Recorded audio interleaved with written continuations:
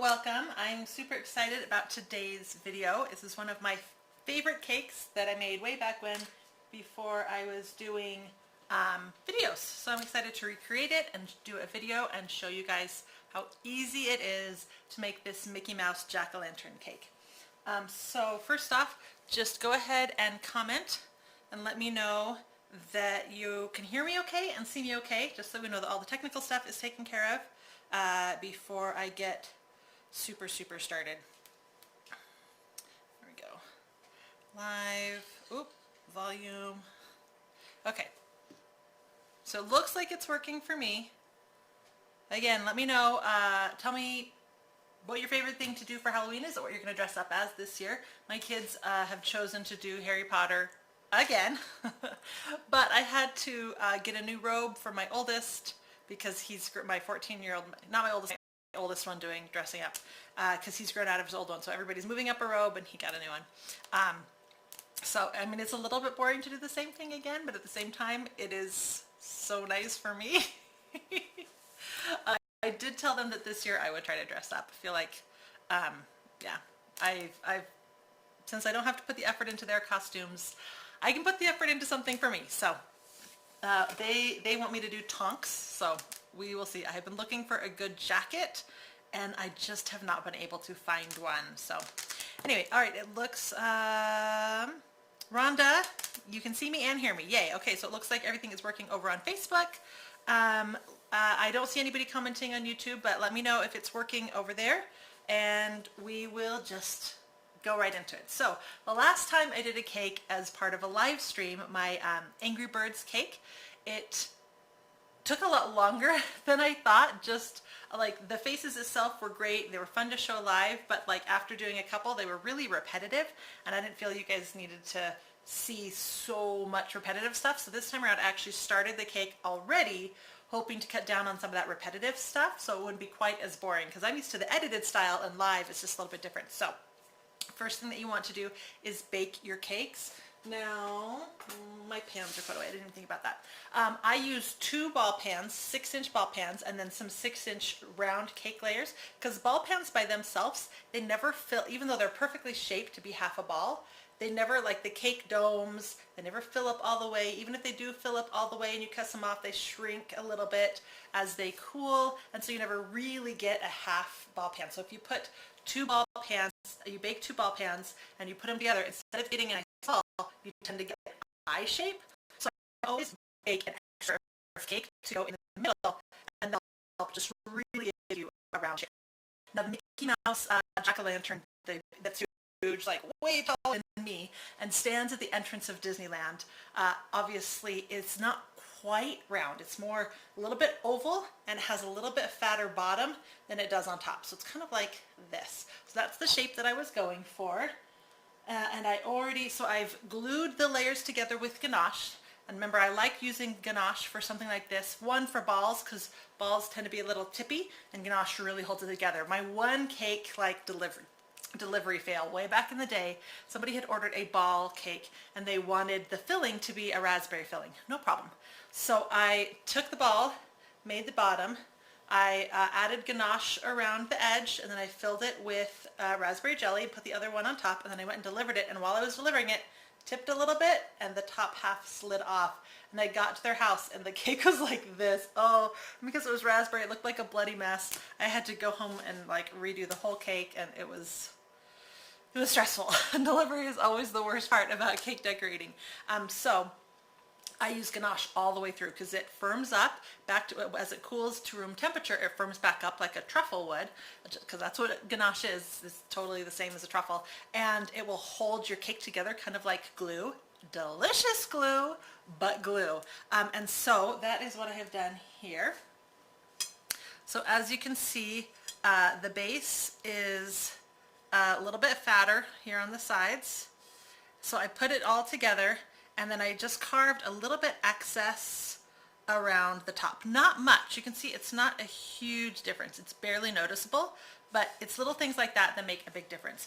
And then if any of you guys have seen my video where I make the realistic looking cake, the little carved areas of the cake. Some are deeper, some are bigger, some are fatter, some are thinner, because that's what a realistic pumpkin looks like. But the Mickey pumpkin has very even lines down it. So I've already started carving those. So again, try to cut down on some of the repetitive nature. And now I'm going to show you how I did that. So you want to kind of go, how far apart do I want this one? If these two are here and this one is here, I want to make this cut here. So I'm going to kind of do it, just do a line. I'm going to mark the line all the way down. I'm just going to come at like a 45-degree angle just off to the side of that and cut in on both sides. And we don't want these to be super deep either. And there we go, pop that out. And you just kind of work your way up with that same like 45-degree angle, letting it get a little smaller as you get near the top. If you kept that gap just as wide at the top and at the bottom, it would actually kind of disrupt your pumpkin shape. So it kind of should come more to a thin point at the top, and then I just tilt it down for the bottom. And again, I don't bring the gap all the way to the bottom. I leave the, because we're going to bring fondant down here, so I leave this smooth. And you just keep going around until you're happy with that. This one last section that's not quite even, I'm debating, is it worth putting one in or leaving it wide?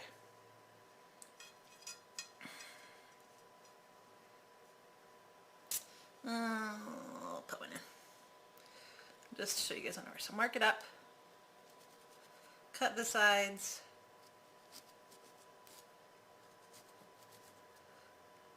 and pop it out, bring it up, just like that. And then don't forget to come down to the bottom as well. Alright, how is that? Well, it looks good, right? Alright, so now what we want to do is frost this with ganache. And we don't want any crumbs to get into our ganache, so I'm going to wipe away as much as I can, just kind of brush it. I'm going to take this away and shake it out. And wipe down and clean up everything that might have crumbs in it. It's always good to get in the habit of wiping everything between every stage of your cake decorating stages. Alright, clean it really good. You don't even want to see my floor. It is covered in crumbs. Alright, let's bring this back.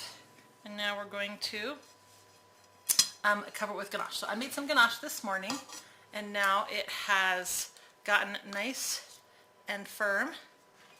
It's the perfect spreadability right now, which is what we're looking for. And usually I use a large frosting spatula, but for little cakes like this with little details, I use smaller spatulas. So I'm just going to add some here and bring it down. Now before I worry too much about all the details, I'm just going to get a nice layer spread across everything, and that will make it, that'll make it easier. Now I like to carve my cakes frozen, and so by adding ganache to a frozen cake, it will actually firm up fairly quickly. So so you don't want to let it go too long before you work on all those details, or you will lose them. So this will help avoid a lot of crumbs to just kind of really quickly get everything covered. Now I'm going to use my tapered angled spatula.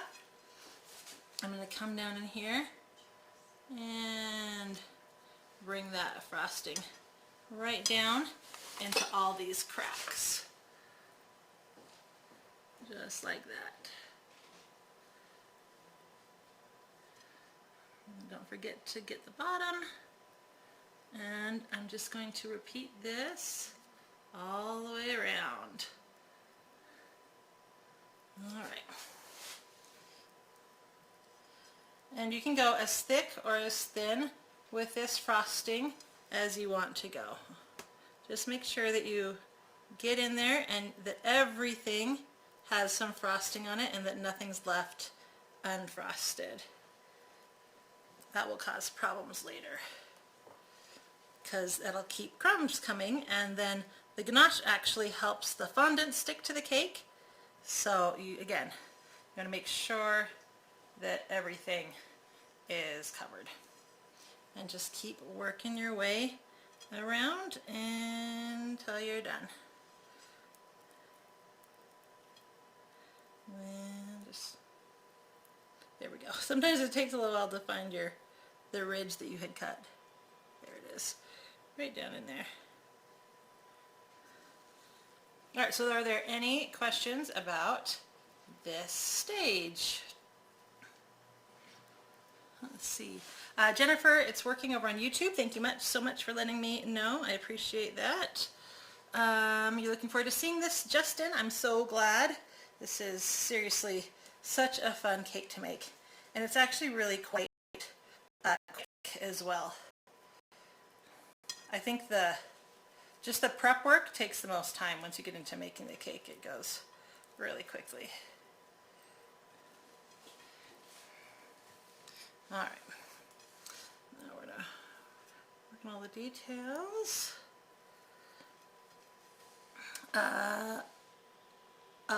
Aliana, hello from Brazil. I hope I didn't totally butcher your name.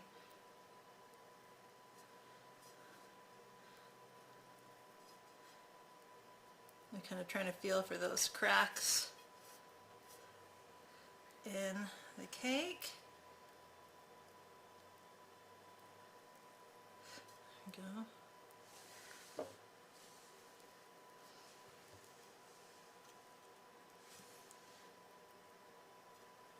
There it is, right there.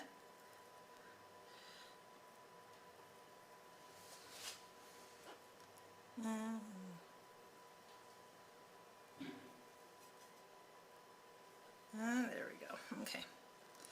So now that I have found all of my lines, now I'm going to just go in here and just make sure that they stay nice and smooth.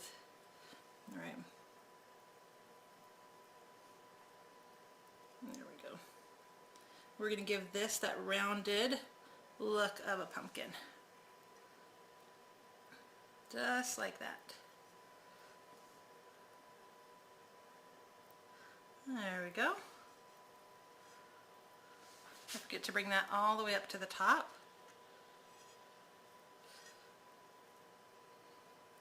Like that. All right. Cooking with Sherry. Hello from South Carolina. Welcome, welcome. Tony, this cake looks fantastic. Thank you. This is a really fun one. How many of you guys have been to Halloweentime at Disneyland or done the Halloween at Disney World?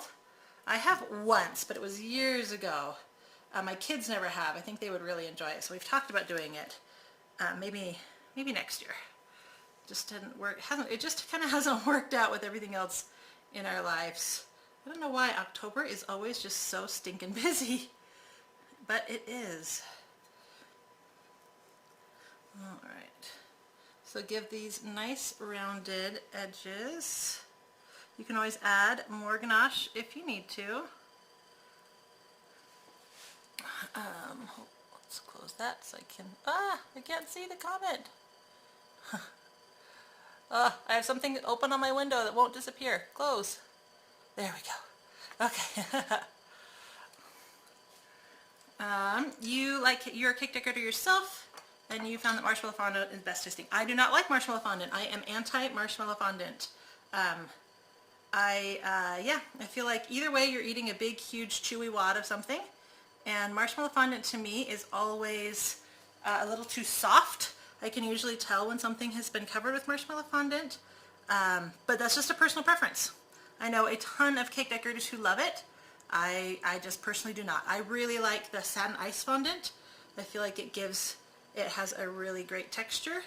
It's really great to work with, and yeah, I really, really like it. So that's the one that I like. But again, that's the best part about cooking and baking from scratch, is that you can just really do it your own way, and you can really find what works for you. And what works for me Doesn't have to be what works for you.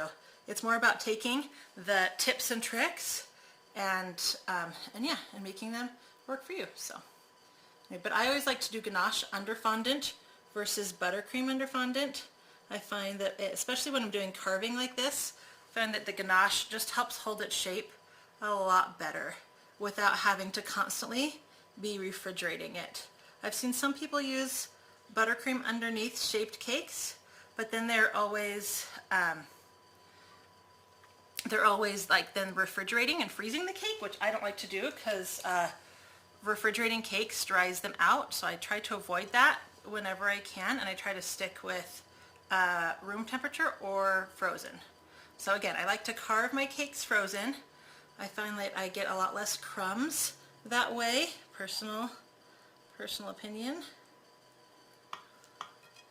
All right, and if you have any gaps in your ganache as you're going around, you can just go ahead and fill it in with some more. One of the best parts about ganache is as it sets, you can just use your hand to smooth it out, because your hand will be a little bit warmer and it will kind of slightly melt the chilled ganache, and it will just really help you get a nice smooth finish. So don't worry if it's not perfectly smooth right now.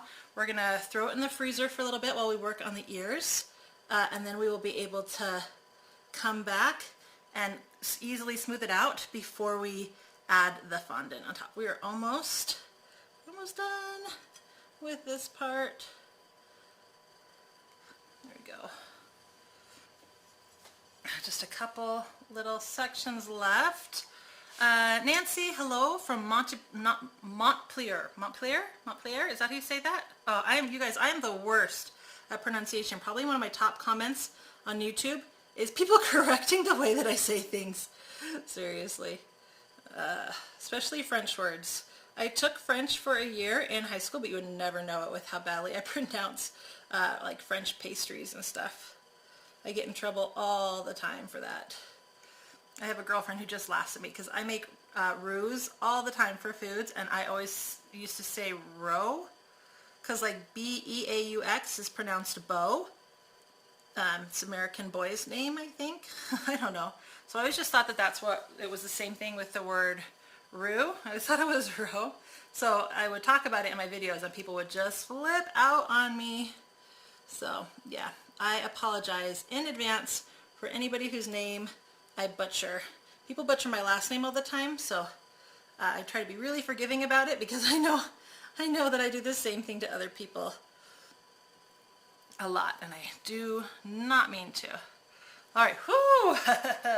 Hurts my back to lean over this way. I'm used to, usually when I cake decorate, I just do a couple on the side like this for the video, and then I can go back to doing it right in front of me. Okay, last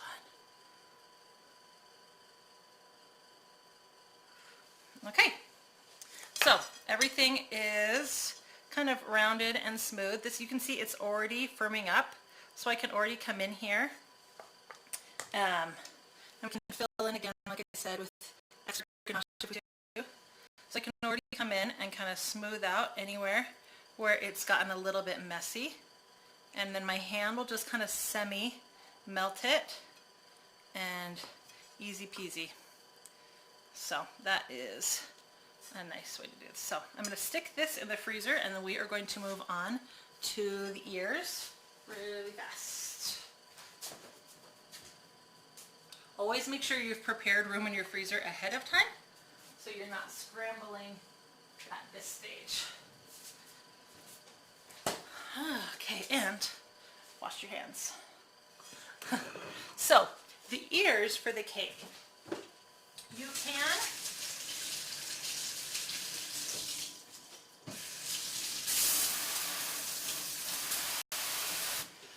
can make the ears out of more cake, out of just a smaller round cake, and they sell pans. I have pans that are smaller ball pans, but to stick them in cake later, we're going to be using some bamboo skewers, or you can use toothpicks. And if it was full cake, the weight of that just sitting on a skewer could actually rip through the cake. Cakes are actually semi-delicate, right? So it could rip through the cake and the ears could end up falling off. And so I find that what I like to use is Rice Krispie treats. Rice Krispie treats are a cake decorator's best friend because any place where you just really can't feasibly use a cake, it's a great place to use Rice Krispie treats. So I just made a small batch, and I like to, when I make it, I'll make like a regular sized batch of marshmallows and butter, but then I use less cereal so that it's more marshmallowy, and that will help you hold this together and form things better. So first thing I'm going to do is grab what I think is enough material for the ear. And notice when I first put it together, it's a little bit on the big side. But what we're going to do is press this together. And those marshmallows are going to help it stick nicely. And by pressing it together, that's going to get us a firmer shape. This is going to be super lightweight, and it'll be easy to hold on the cake as Rice Krispie treats. So I've created my ball, and then I'm going to do the same thing for the other side. So go ahead and kind of have two things at once that you can compare. Grab a little extra, I think. There we go. And then press this one together as well. And I like to make both at the same time so that I can compare the size.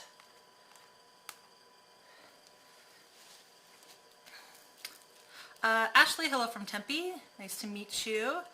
The cake looks amazing. That looks amazing already. Hello from Utah. Hello, Colleen. All right, so let's see. This one looks a little small still. So that's the best part about Rice Krispie treats. They just stick. You can even hear it. Can you guys hear that crackling? Snap, crackle, pop as I press this together. All right, so those two balls look like they're the same size. You can set the rest of this aside for my kiddos to snack on later. And now what I want to do is I'm going to take a butter knife, and I'm just going to mark and kind of separate. And I'm going to do like 8 lines. So I'm going to do, maybe I'll just do 6. So I'm going to do 6 lines. Yeah. So I'm going to create 6 different sections of this. Wiggle that back and forth. And last one. And I'm just going to take my hand and kind of round that out a little bit. And again, it's deeper on both sides. Oh man, my comments keep disappearing over on YouTube. My computer does not want to play nice with me today. Come on, stay up there. There we go. So yeah, so pinch these sections together to create that pumpkin look that we're going for. There we go. And you can see how that, like creating those knife lines, that's kind of helped us out a little bit. All right. Now we want this to be fairly round, so if it starts to get really squatty as you're working, just kind of press it back into a ball. All right, that's looking good. A little bit more definition right here. All right, and then you want to repeat with the other side. I'm just going to move on for now because I actually already made ears that are nice and finished and waiting for us for later. I'm just showing you how I did that.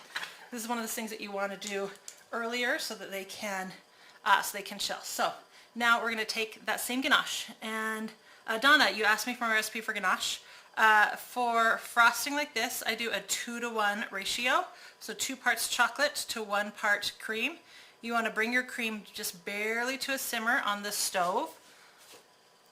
Pour it over the chopped chocolate. And I use a mix of semi-sweet, bittersweet, and dark chocolate when I make my ganache. I also mix the brands, because if you just use one brand, like let's say you just use Hershey chocolate bars, then your finished ganache is going to taste just like Hershey's chocolate. Where if you mix like Calibet and Peters and Ghirardelli's and Guittards, then your final product will just taste like luscious, rich, chocolatey goodness. So that's what I like to do. If I'm doing a drip, I do a 1-to-1 ratio. And if I'm making truffles, I do a 3-to-1 ratio, so even firmer But for frosting, I do a 2-to-1 ratio. Unless it's white chocolate. For white chocolate, the ratios are a little bit different. Anyway, so yeah, you want to cover this completely. And yes, you will get messy. I tend to do 2 coatings of this just because I find it's easier to do a really thin coating and then freeze it so the chocolate firms up, and then come back and do another really thin coating just to get all of those, you know, let's face it, this is kind of pockmarky, the Rice Krispie treats from the cereal. So personal preference, that's what I just like to do. I feel like I get a smoother finish that way. And like I was talking about with the cake, when I'm done with when I'm ready to cover it with fondant and I'm done with the final ear, I like to run my hand around the ganache to smooth out any big bumps or chunks, so I don't worry too much about it at this stage. So here's one of my ears. Yeah. Throw that in the freezer, and I'll show you then what it looks like in a little bit. Get a plate.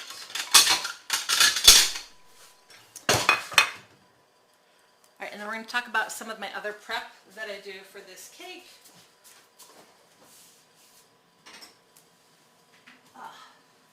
But first, we're going to be jumping back and forth from the cake to the other aspects of the cake quite a bit, simply because I'm going to keep putting this back in the freezer to help the ganache firm up. So what we're going to do now is cut the face. So pick on your cake where you want your front to be. I want my front right there. Yeah, okay, I like that. All right, so this is going to be my front. And now what you want to do is take a toothpick, and ganache is great because right now we're just going to draw right in the ganache. So pull up a picture of the Mickey cake,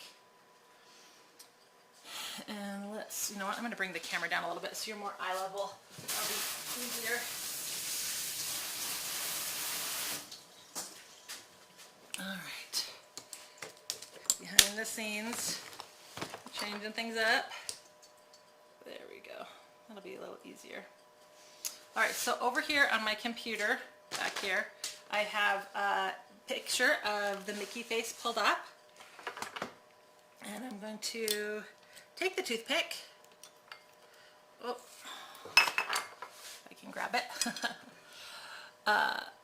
So I've decided that this is where I want the front to be. So I'm going to put my nose right around here, and the nose is oval shape and takes up almost this whole middle section. All right, so I mark where I want the nose. Then I'm going to come up here and mark the eye. So the eye's just a little bit up here, and it has, let's see, I want there to be a little space between the eyes. All right, so I'm going to create, this is going to be the little pupil of the eye where it sticks out, and then up here the eye is going to come over here like that. It's actually going to, oh, my hair's in the way, sorry. It's going to kind of go into the groove so you can see that. And it's kind of a narrow eye, so try not to go too wide as you make your markings. So if you do go too wide, and if you draw someplace that you don't want, you can just rub it out, just like I did, so you can see the markings better. So make sure that you do the other eye so that it matches the same height and size. I'm going to turn this to me real fast because that'll just be easier for me to see versus trying to get it from the camera. Okay, and now, so now I have my eyes where I want them, and now I'm going to make the smile. So smile comes right underneath the nose, and it comes up all the way over to this other side, and it comes about to the same height as the nose. So I'm going to mark that right here on both sides. Mark that coming up here.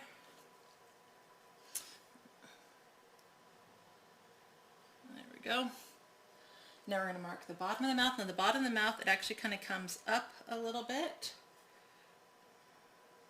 And then it follows the smile line up to here. And same thing over here. All right, so now we have our basic Mickey Jack-o'-lantern face drawn in. Cute hair, Ashley. Thank you so much, Colleen. I appreciate that. Ashley, is there a white ganache recipe? Yes. For frosting, I do a 3-to-1 ratio because white chocolate is actually softer.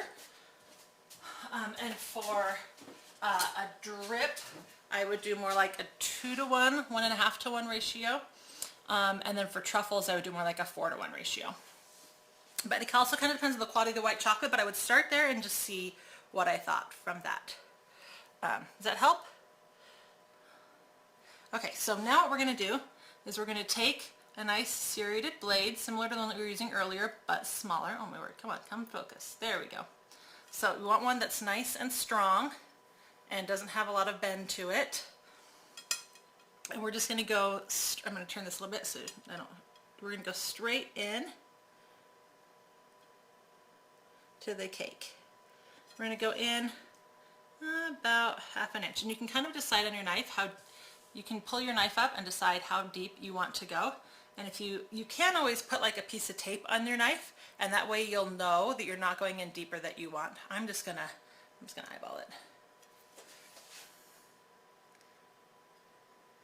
And just follow those lines that you made. Again, if you're not happy with your lines, just erase them by rubbing them out and then remake them. All right.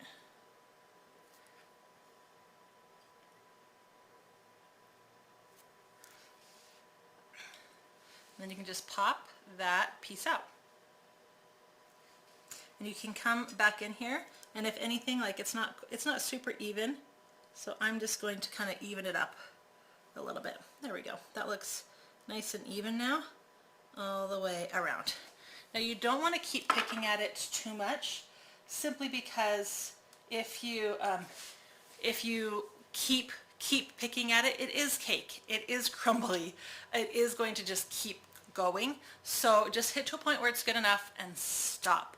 This is not one of those areas where you want to try to perfect it. Trust me, it will, doing it once, maybe going through a second pass is always going to be better than over carving a cake. All right, so we're just going to repeat this with the eyes. Okay, be careful about your little pupil. This small area is going to be delicate, so try not to overdo it there.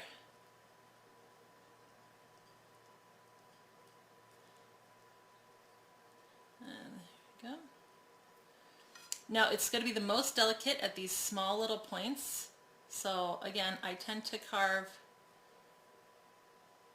a little bit less because I can always go back and clean it up a little bit. So don't over carve this area.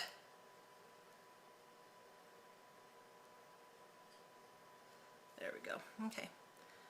And then once you're happy, start pulling out pieces. Try to keep your knife as clean as possible. I just keep wiping it off because if the knife is messy with sticky ganache, it's going to cause more problems.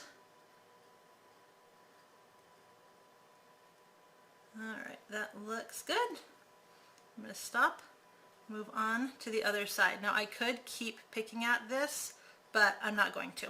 And when we add the ganache inside these areas we just cut, I can fix some problems that I have, if I have any.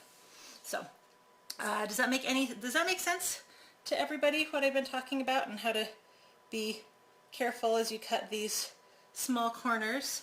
Let me know if you have any other questions while I'm carving. I'm making sure to keep an eye on the comments just in case anybody has any questions. Otherwise, I'm just going to keep carving away, and I'm making sure that I am looking at this more straight on to me to try to make the eyes match as best as possible, because that is an important part. This Mickey this Mickey jack-o'-lantern is symmetrical. Alright, that part's actually not bad. I feel like it needs to be just a little bit lower over here. So I'm going to clean my knife. And I'm actually just going to kind of carve away at the ganache more than the cake. Because some cake will come with the ganache. Like that. There we go. So that looks pretty even. The eyeballs look different sizes. This side is... oh, this side's shorter and this side's taller. Well, there's an easy way to fix that, and that is to trim this side a little bit. There we go. There. Now it's more even. Easy peasy. Alright, so now for the mouth. This is going to be a little bit harder just because the mouth happens to be kind of sitting right where I have a cake seam where the end of a cake is, so it's a little bit harder to cut nice and smoothly. So just take your time, just go slow. There's no rush.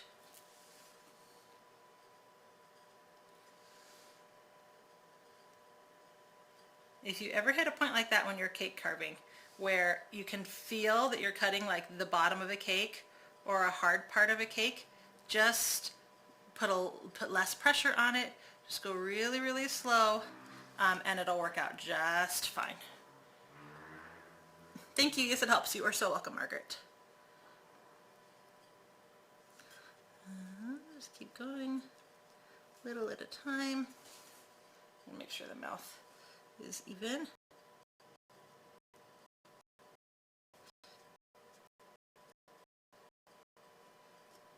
Now I'm using my wrong hand, so I'm having some fun. Oh, we hit that hard part again. I'm just going to go a little slower. Just take my time. There we go.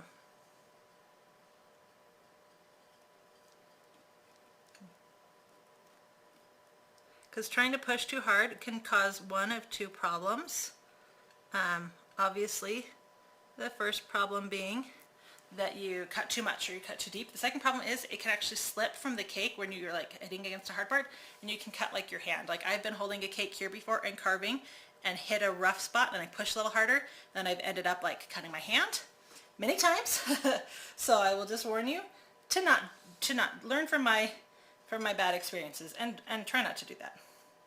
So I'm just going to kind of come underneath here and see about getting these sections. At first, all you really have to worry about is just pulling that ganache away. It will pull cake with it. Like I said before, see, that ganache will pull some cake with it. And you can always take out more cake once the ganache is gone. So don't try to get this to the perfect deep level the first time you start pulling this away. Right? Look, that pulled off more cake there, less cake here. It's not a problem. Alright, and then like I said, we're just looking for some evenness here. A little bit more. There we go. Right there. We feel like that smile's even? I feel like it is. Okay. So I'm going to stop before I make more, before I try to go too perfect. And I get it. I totally struggle with perfectionism. I really do. I look at this and I'm like, oh, I can just carve a little here and carve a little there, and you know. And I have ruined many a cake trying to do that. So, clean your hands.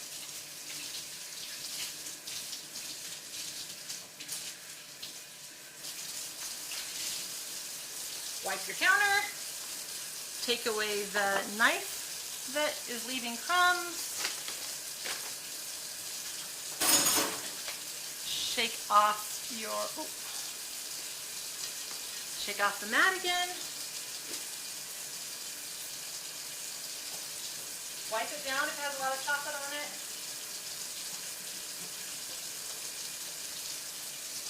Again, we really just want to make sure that we're not moving on to the next stage with crumbs everywhere. So I'm going to look at my cake and see if there's any crummy area I should clean up.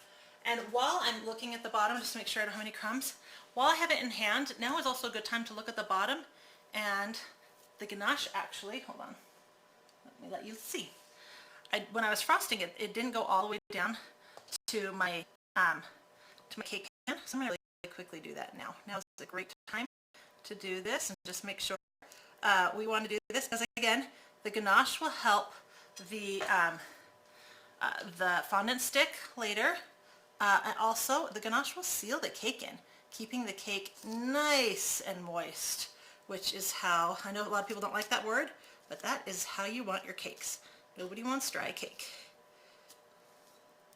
All right, so let's see, a little bit more right here. When I do ball cakes, I tend to frost the bottom first, actually, turning the cakes upside down, frosting the bottom, and then I don't have to worry about it again later. So, all right. Put this in place. I'm already messy again, but I'm going to get more messy, so I'm not going to worry too much about it. And now what we want to do is we want to fill the face in with the ganache. And I'm going to tell you right now, it's actually easier to do with fingers sometimes than it is with the frosting spatula. There's just something about having that control right there that can be a lot easier. And I don't know, you just have, I know it's shocking, but you actually are more sensitive in your fingers than an extension of your hand with a metal tool. So, and you can also, of course, use the smaller angled spatula to get into the corners of like the eye and stuff. Just make sure that you're using nice fresh ganache and not like hard ganache that is hardened onto your spatula, because it will get hard and then it won't frost as nicely. So again, we are sealing the crumbs in, and we're giving ourselves something for the fondant to stick to.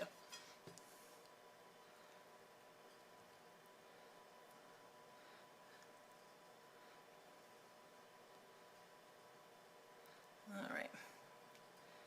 Again, I like the control that I have with my hand, so I tend to do that. But this cake is just for me and my family, so it's not a big deal. Obviously, if I was making this for a client, I would wear gloves.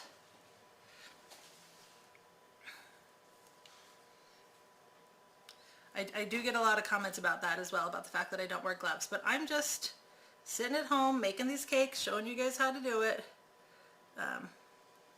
Yeah. If I was making a cake for a client, it would be different. There we go. So the ganache is all in the eyes now. I'm going to finish up with the mouth. And make sure you get it all the way up into the smile cracks, I guess. Up into all the smile lines. All the smile lines nice and covered. Also, with my nice long fingernails, I have an easier time getting up into these points. More control. Alright, so again, make sure that you kind of smooth anything out.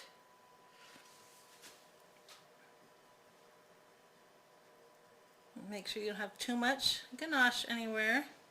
You don't have anything sticking out.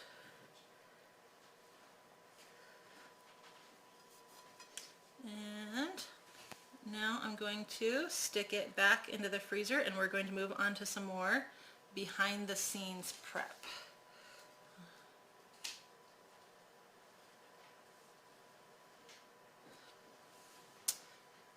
After I wash my hands. Okay. I feel like there's just a little bit right here. I don't think I've been this messy for a cake in quite some time. This is actually kind of fun. Probably since the last time I made this cake. Alright, so. Oh my word, can't get my cameras to change. I don't know why. So again, wash my hands.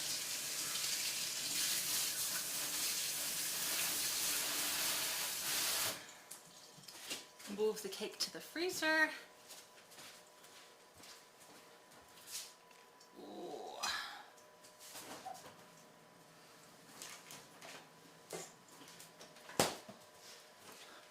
move the ganache away because we shouldn't need it anymore. And let's talk about cake boards.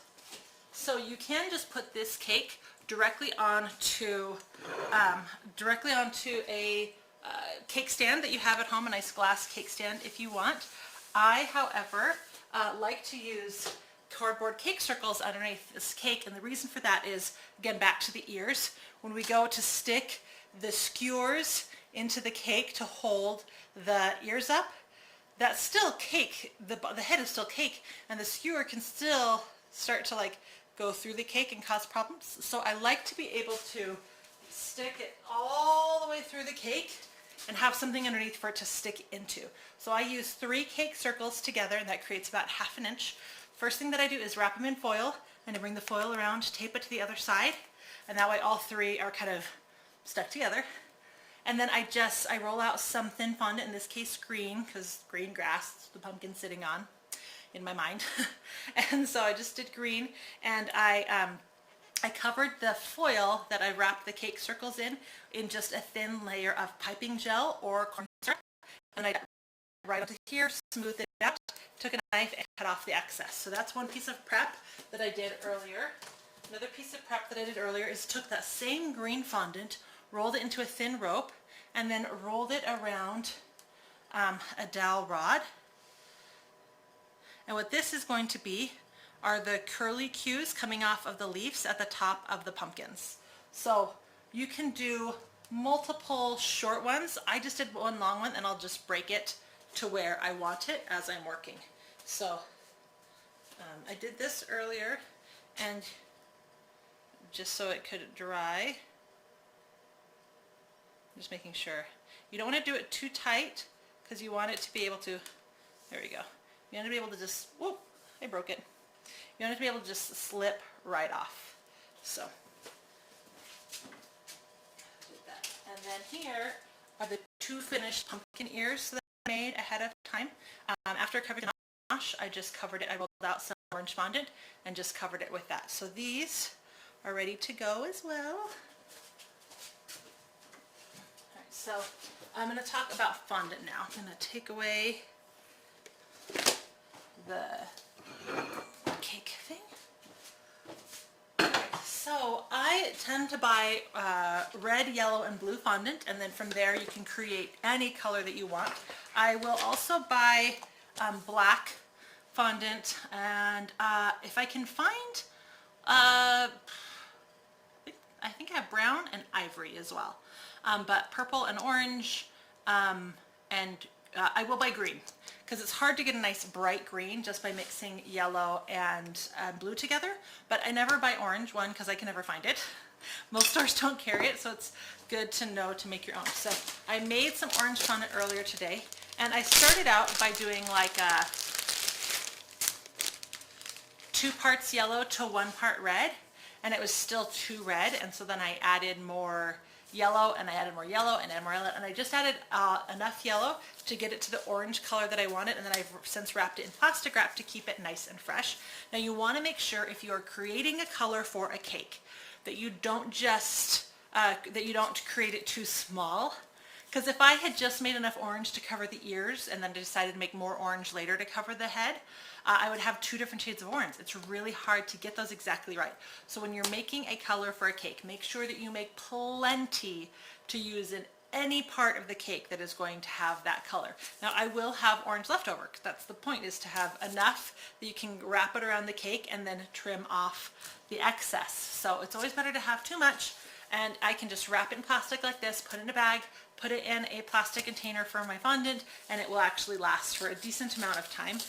So it's not going to go to waste. I have one fondant bucket where I just kind of keep all my miscellaneous colors, and every time I start a cake I always check there first to see if there's something. I checked earlier and I had a little bit of orange left from a previous project for last year's pumpkin cake, I'm sure, but not enough, so you can either mix it into your new stuff, or if it's dry you can just toss it and start with a fresh piece. So white ganache recipe. Hello from San Antonio. Hello, Kathy. Can you freeze the cake again to make carving easier? Yes. If you find that your cake is getting too warm, you can totally toss it in the freezer and freeze it more. Yes, I just avoid refrigerators. So what freezers do is they stop the process. So they actually hold moisture in. I'm actually a big fan of freezing cakes when they're still really warm to capture all that steam inside the cake instead of letting the steam escape. Yes, freezing cakes is just fine. Refrigerators dry baked goods out. I never put breads or cakes or brownies or anything like that in a fridge because yeah, then it dries things out, and who wants dry cake? Not me. So I try to avoid cakes that need to be refrigerated with like mousses or fillings. No, sometimes it's unavoidable. Sometimes you want a peanut butter cake mousse inside your peanut butter cake covered in peanut butter frosting, and that has to be refrigerated. I just make those smaller cakes, like when I did my peanut butter cake, I just made it a 7-inch cake. So it was smaller, it served the number of people that I was having over, and then it was gone. If it's something that you are going to expect to have leftovers of, try to avoid something that has to be refrigerated. Just a personal choice. Okay. You love the curly cues. They're really cute, aren't they, Margaret? Colleen, have you ever tried pumpkin carving utensils that they have that are smaller and can reach smaller spots? You might want to try those because it's more manageable. Those little itty ones made for cake carving, or for pumpkin carving. I have not for cake decorating simply because they're so flimsy. You can use a fairly small knife though, as long as it's strong. That's all that matters. You just don't want something flimsy because then it will just easily hit that hard part of the cake that I was talking about and just decide to go a different direction instead of going the direction that you want. But as long as you just kind of take your time and go slow, you should be fine. All right, so I have my fondant out, and the first thing that I need to do is re-knead it. Now I kneaded it earlier today, but fondant starts to dry. So I'm going to take some shortening, rub it around my hands, rub it around my mat, and I'm just going to really quickly go through and knead the fondant. My hands will warm it up, and this will just make it more pliable and easier to roll out. So I always start by giving fondant a good knead. It can be hard to roll these big bunches of fondant out. So the more you can warm it up and get it pliable before you start rolling, the better you will be. All right. You want to avoid adding a bunch of air to your fondant when you're kneading it. So when I fold it over to knead it, I always try to make sure that I press from that fold first and get out any air bubbles as I'm bringing that side over. All right. So when rolling fondant, I like to use a fondant mat because then I can move it around as I need to, which is nice because when you're rolling something big and thick and heavy and you're putting your weight into it, I'm going to be stronger closest to my body. So as I start pushing from here, this is where it's going to be the strongest. When I get out here, because I'm rolling a really big sheet of fondant, my arms get weaker, right? This is always going to be weaker than right here near your body. And so your fondant will actually be thinner near your body, and thicker away from you. So I try to rotate my fondant like a quarter turn every couple of rolls, just to keep it rolling out nice and even. Because no matter how much you roll to the side and roll to the side, it's the same thing. This hand in your body is going to be stronger. This hand further away is going to be weaker. So yeah, it's just really hard to get it even without doing some turning. So I like a fondant mat for that reason. I also like a fondant mat because when I go to put this on the cake, I will more easily be able to pick it up, stuck to the mat, and then lay the whole mat and fondant over the cake. And that's a lot easier than trying to like roll it up onto a rolling pin or trying to get your hands under it, picking it up. It always stretches it out. Both of those techniques, whether you mean to or not, you're going to get stretched out fondant at some section, and I try to avoid that. So, all right, so just keep turning the mat. This is probably the part that I dislike the most.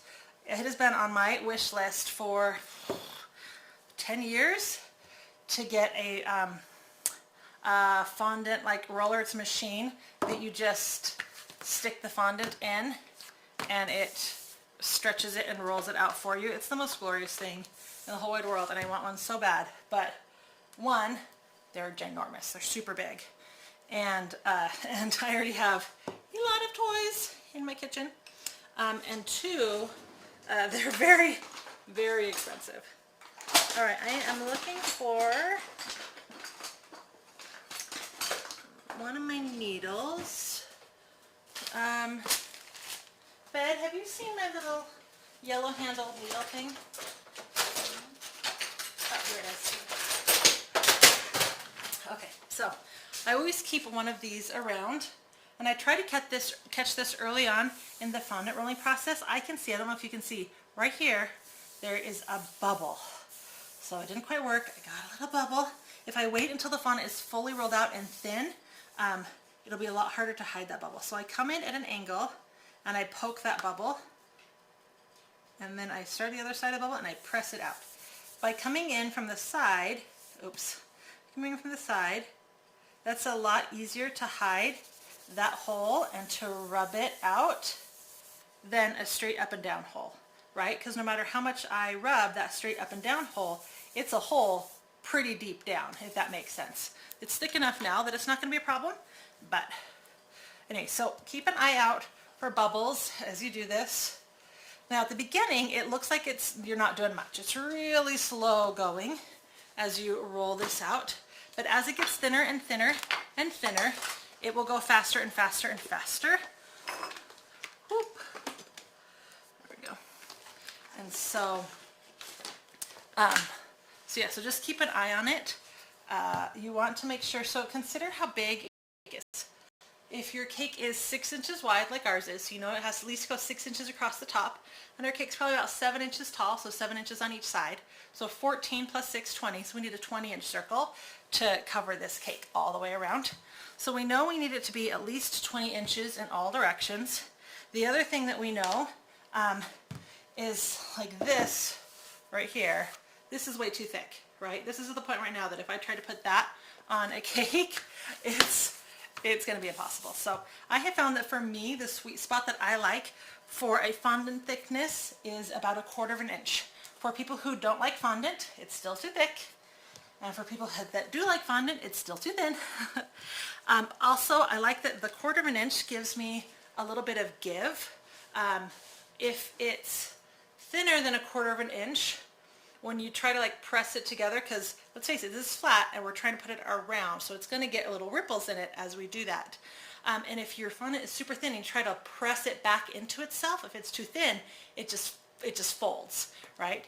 And you're just going to get a mess. Where if it's thick enough, think about playing with Play-Doh, right? If it's thick enough that you can kind of press it back into itself and give it kind of back its thickness without creating folds and bends, you'll have a much smoother finish. So I find that 1/4 of an inch is good for that. When I was on the Halloween Baking Championship 4 years ago, Ron Ben Israel did say that he thought my fondant was fondant. He did say that my fondant was too thick. But that's just kind of what I found works for me. And again, just do what works for you. Also, 1/4 of an inch gives it a little bit of room to stretch and pull, so you can press it back into himself, and you can also kind of stretch it. And by doing both of those two techniques, I feel like I can get a nice smooth finish without a lot of ripples. Now that's especially important for any cake, but round cakes especially, because you have to not only come down the side, you have to come back down underneath. And that's just really hard to do without getting ripples. So those are my fondant tips. Oh my word. I always hit this point where I'm like, it's never gonna roll out. It's gonna be thick forever. And in just a couple more rolls, it'll probably hit that spot where I'll be like, oh, look how beautifully it's rolling. All right. Don't forget to keep turning it. So I'll let you guys see it now. It's already a lot bigger. We are at, let's see, 12, we're at 14 inches right now, so we still got a little bit of ways to go. Could you make the ink machine in Betty and the ink machine? Oh, is that like a game or a show? I don't know that. I'm sorry. You'll have to tell me if it's like a movie or a show or a game, and I can look it up. Oh. Ooh, just pushing through that point. It'll get easier in a second, and it'll be amazing. All right, so I'm going to take a break real fast and just check for bubbles, like I talked to you about. I saw a couple. See one right here. Again, we want to catch these while the cake is still kind of on the thicker side, because it's a lot easier to get rid of. And they become, I'm even getting just itty bitty teeny tiny ones that might not be bubbles, I just think they might be. Because there's nothing worse than getting it nice and thin and having a big bubble appear that you didn't see earlier. So I try to catch those before we get very thin. It's a game. Thanks for letting me know. I will look it up. You need a sheeter. Yes, I do need a sheeter. They're like $5,000 though. Hello Sandra from Scotland and Cassie from Virginia. You've been trying to learn about fondant, but you haven't worked with it much. This is really helping me with tips. Thank you. You're so welcome. The other tip that I have for fondant is to buy a good quality fondant. I like to work with satin ice. For me, the Wilton brand is a little bit too dry, but then I had a friend who I recommended satin ice to, and she tried it, and she called me later, and she's like, it was just too soft. She had just kind of gotten used to working with the Wilton, and she'd kind of come up with her own like tricks for working with it. So she, yeah, so she liked it. So it just kind of depends on what you like. I just find that with the Wilton fondant, I tend to get really dry fondant, and then as I put it on the cake, instead of staying soft and being pliable back into itself, it, what was I saying? it kind of crackles. I call it elephant skin. If any of you guys have worked with it, you might have seen that. Plus, when I like opening a container and having all of the fondant be fresh and usable, and I really like how Satin Nice packages their fondant. I also like Fat Daddy-O fondant. That's another good one. I think you can get that most places. I have a local store that I get Satin Ice at. You can also order it. Yeah. So let's check our thickness now. It's still a little on the thick side. And I don't just check it in one place. I check it all over. So now I know that right over here is a little bit thinner than over here. So I'm going to try to be a little bit more careful with this side and try not to thin that out too much more, because it's actually a really good thickness right now. All right, we're almost there. Let's see, we are at 27. So we're at, looks like we are at 18 inches. So just another 2 inches to go, and that should be perfect. That should give us the thinness that I'm looking for, as well as the size that I'm looking for. Oh, I would pretty much give almost anything for a sheeter. I need a company who just wants like a home cook to sample one. I'm like, yes, I will do that. Send me a sheeter. I will talk all about it in my videos. Tell everybody how awesome it is. Let's see. So my rolling pin is just under 19 inches. It's just under 20 inches. It's like 19 and a half. So I know I'm still a little bit short here and here, but I'm almost here this wise, and I'm almost here this wise. So I need to kind of go at an angle and get these angled sides just a little bit better.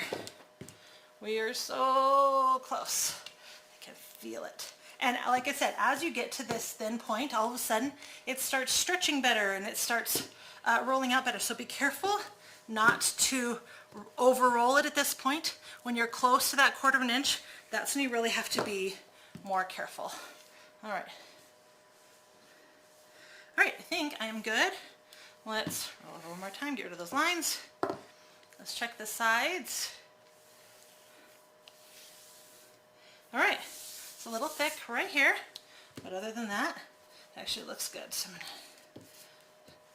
there we go. Okay, woo! did it. Muscle man, right here. So I'm going to pull this off to the side a little bit and give myself some room to bring the cake back in.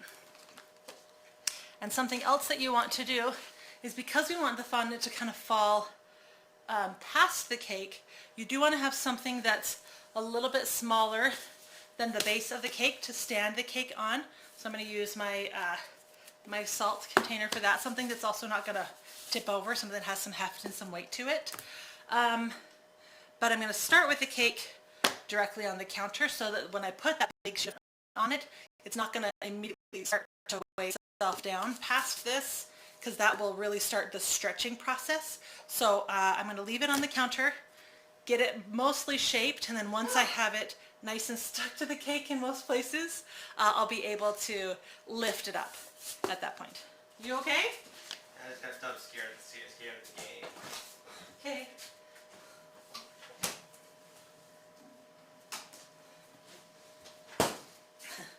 My 16-year-old just screeched. I couldn't figure out what it was. All right, so we have our cake. We just brought it out of the freezer.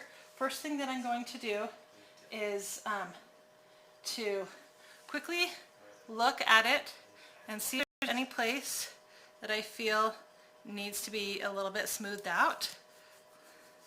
So right here at the mouth, there's a little bit of a point. I'm going to make sure that I smooth that. Oh, you know what? Poop head! I forgot a very important part. Oh, no, you guys. No, I forgot to do the yellow first. I do the yellow before the orange. No. And now my fondant mat is covered in fondant, so I can't use it. Oh my word. All right. Okay. Now we got to kind of figure out how to fix this. All right.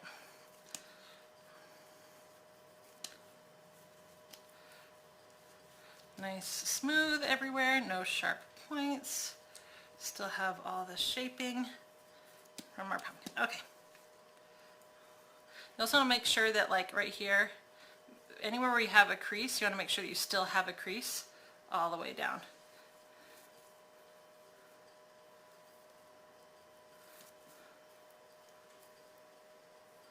Oh, you guys. Oh, I can't believe I made that mistake. All right. Let's see what we can do to fix this. All right. Happy with the smoothness level. I'm going to set that there. All right. So, usually, I put all the yellow inside the eyes and nose and mouths first, and then I cover the cake with the orange. So, if I leave the orange as it is right now, it's going to dry out. So I'm going to really quickly wash my hands, and I'm going to cover the orange with fondant real fast. Or not fondant, right. So, take my hands and dry them, and I'm going to take some shortening, warm it up in my hands. I'm going to quickly put a thin layer of shortening all over my fondant and the edging to keep it moist. The other side that's already on the mat should stay moist just fine.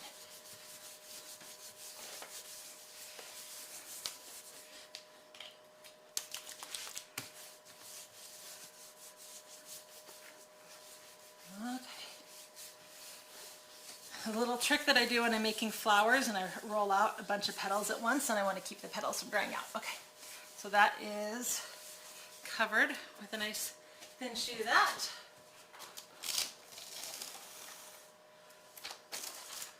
Bring some plastic wrap over. Hey Fed, I have a clear fondant mat that I use sometimes. Can you get that for me? I'm not quite sure. Try to get out the air bubbles.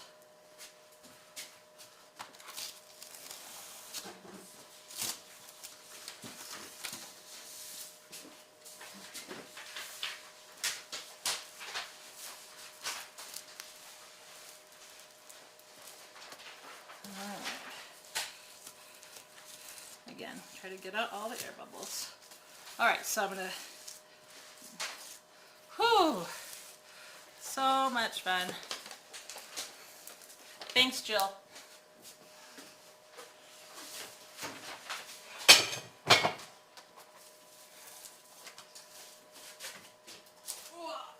Okay.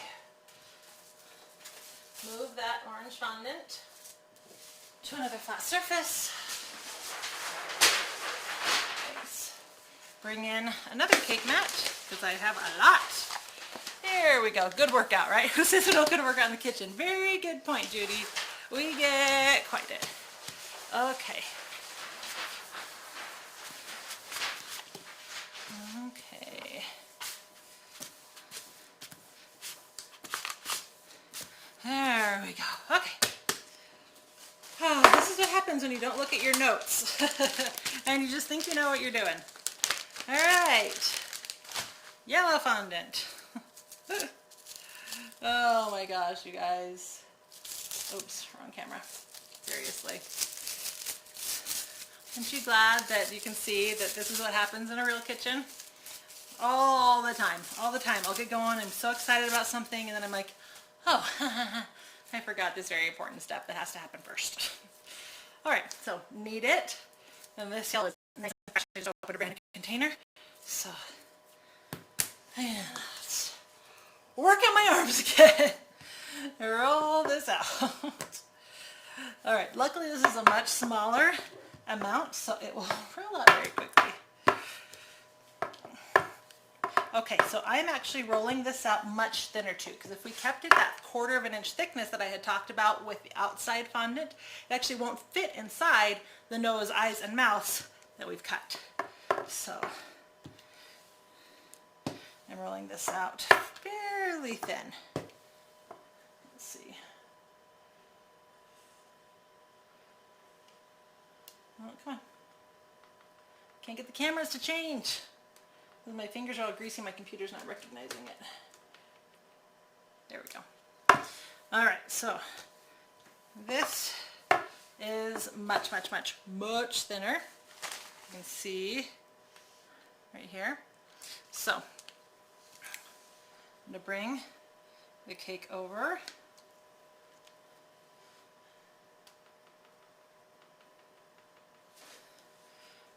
And I'm going to bring this fondant over here. Okay, so now I'm going to bring in some fondant tools.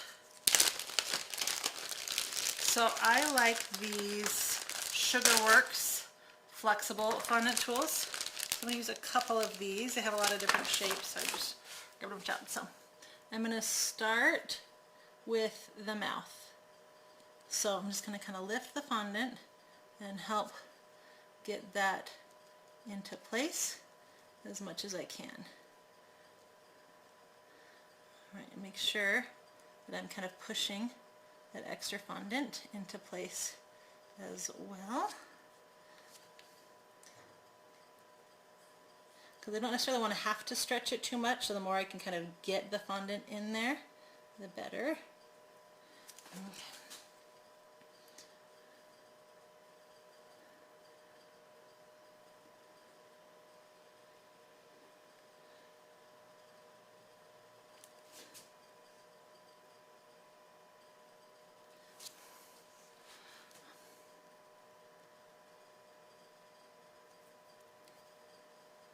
And what this yellow is going to do is it is going to make our pumpkins look like they're glowing from the inside. So whether you're doing a Mickey jack-o'-lantern or you're doing another jack-o'-lantern, I recommend doing this. All right, and then I'm going to use the one that has a sharper end for up here on the mouth side of things, the corners. All right, so that looks good. And now I'm going to do the same thing with the nose. I'm going to kind of pull this down a little bit and give myself some extra fondant for getting in the nose. kind of give yourself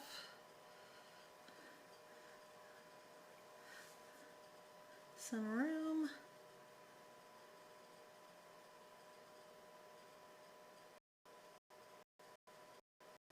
There we go. Okay, so we have the nose and the mouth. There we go. Now we're going to do the eyes, and they are definitely trickier, so give yourself kind of a break.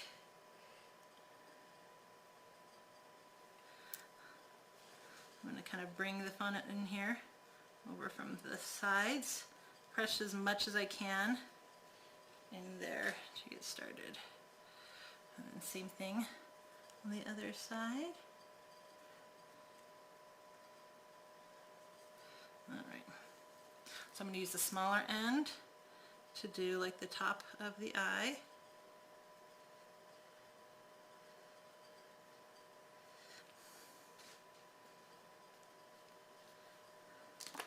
And then use the pointier ones to kind of get down into those corners.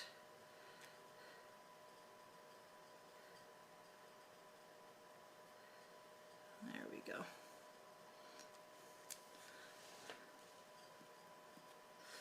And remember, it's not about what's on the outside, like this part doesn't matter. It's really, we're only focusing on what's inside right here. So that's the part that we want to look good.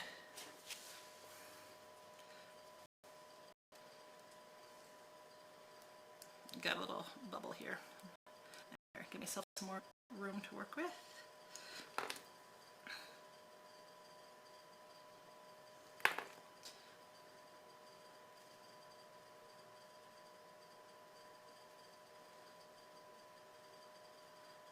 There we go.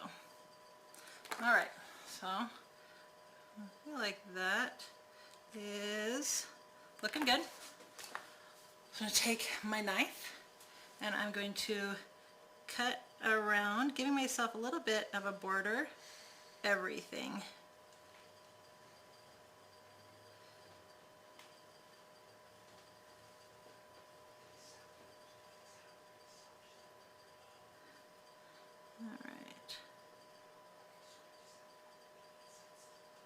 And don't worry, we're going to do a little bit more cleaning in a second. We're just kind of doing some quick base cleaning here. It'll make this easier to pull the excess away.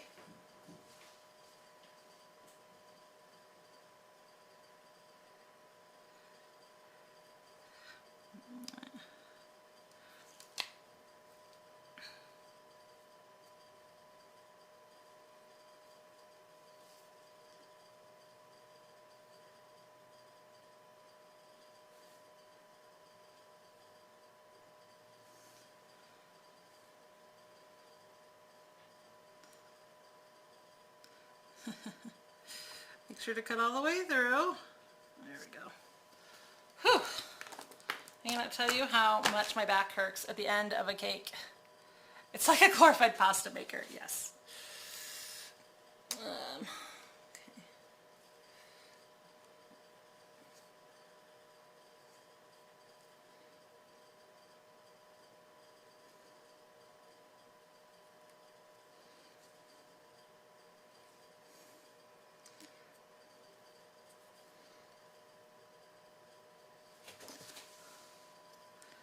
Alright, come on. So really I'm just trying to get rid of all the excess at this point. Okay. And then I can kind of see what I'm working with, and that'll make it easier to do any last minute detailing. Okay. Bring my tools back in. So I'm going to turn this towards me a little bit so I can see a little bit better. Making sure that everything is nice and smooth. I don't want there to be like a ridge in there, but it will show up.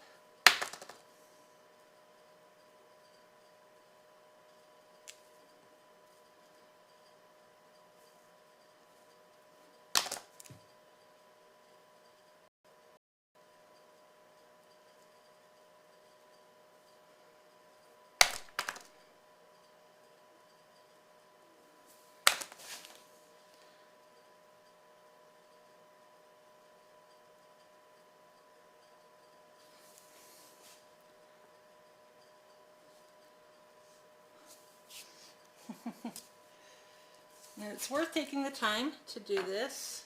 You'll be much happier with the final outcome later if you do.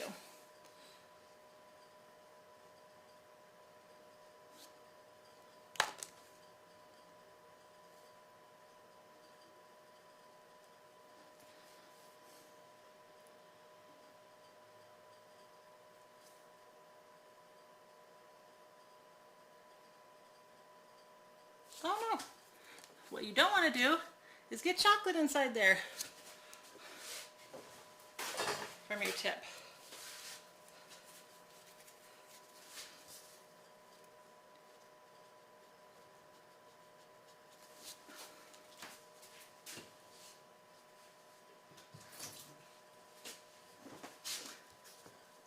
Paper towel a little wet.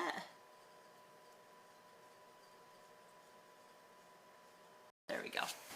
And kind of erase that. Okay, so now that I've gone through and I've made sure that I'm happy with it, now what we want to do is cut the excess away from our mouth so that it becomes thinner against the ganache, and you won't be able to see a bump underneath the orange fondant. So it doesn't have to completely line up with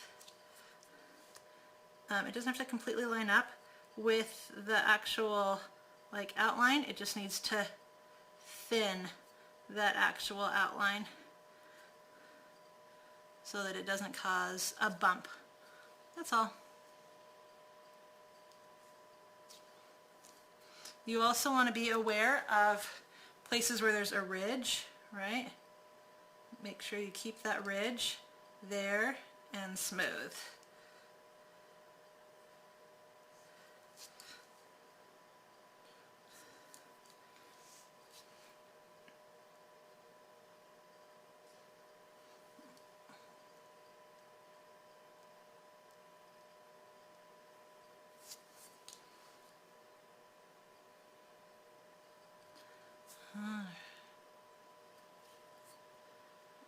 Don't cut away too much. You can always cut away more if you need to.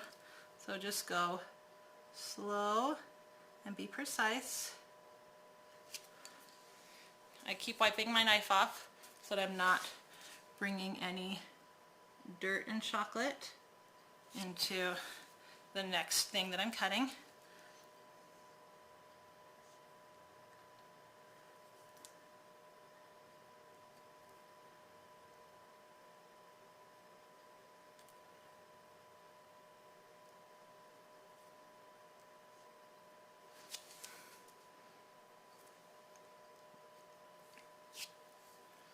Alright.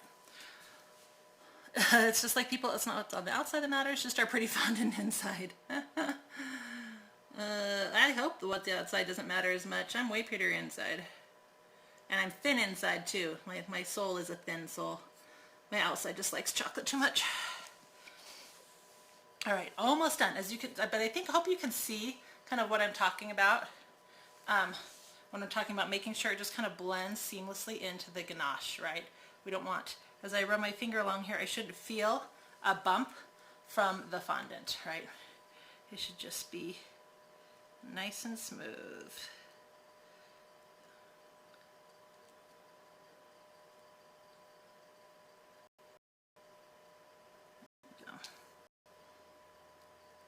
And I like to use small knives for this. I feel like I can get a lot better detail work working with small knives. Oh no! I did it again. Wet paper towel erases fondant. It's amazing. But not like super wet. There we go.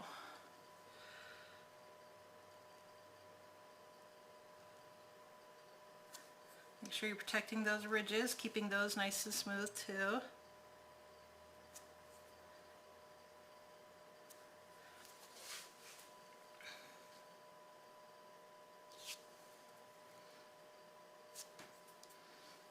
Okay, we are almost done with this.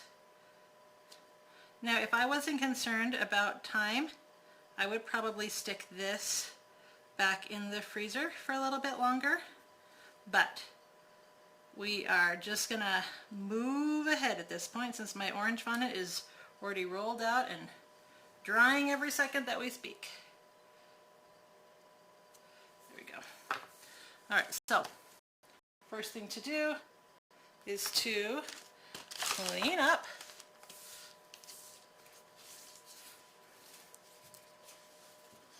If you want to save the excess fondant, what you want to do is make sure you take away any big chunks that have chocolate on them, and then you can re-knead it, rewrap it in plastic, and reuse it. I only do that for like big sheets. I don't bother trying to save all of these little cut crumb pieces.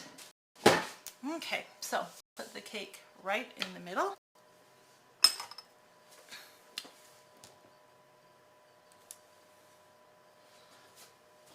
I'm going to wash my hands again. That's the negative to the ganache, is that you get chocolate everywhere all the time. Okay, so I'm going to take the plastic off, give my fondant a quick rub and a quick roll out just to kind of make sure it's still feeling flexible.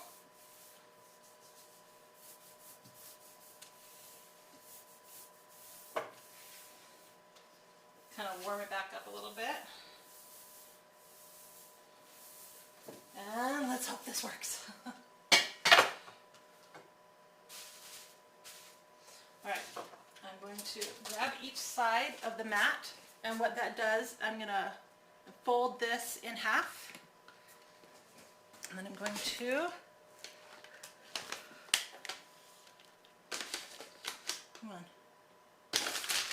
come up to my cake, and you can see the halfway mark, right? You can flip the cake over the rest of the way, or the fondant over the rest of the way, throw my mat out of the way, and as quickly as possible try to start getting this fondant shaped and smooth around my cake. One, I don't want this weight weighing down my cake, so I'm trying to get that kind of picked up, and I'm trying to make it so the fondant is sticking to the cake instead of stretching. Okay. I'm going to cut off the excess. Looks like I rolled out way more than I needed. Not too surprising. It's pretty typical. Better to have too much than too little.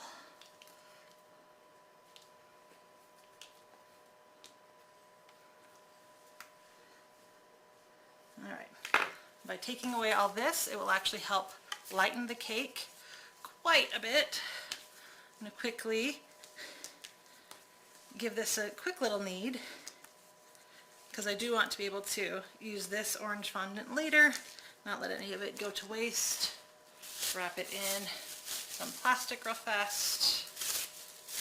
I don't worry about wrapping it like perfectly this time, just enough that it's not going to be like out in the air. And then when I'm finished, and I might have some extra fondant that I want to add to it, so I will worry about that then. All right. So now,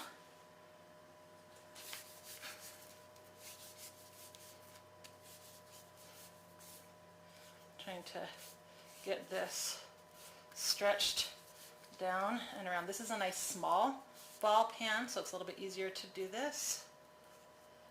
Anywhere where I see it starting to like fold in on itself, first thing that I do is flatten it out and rub it down.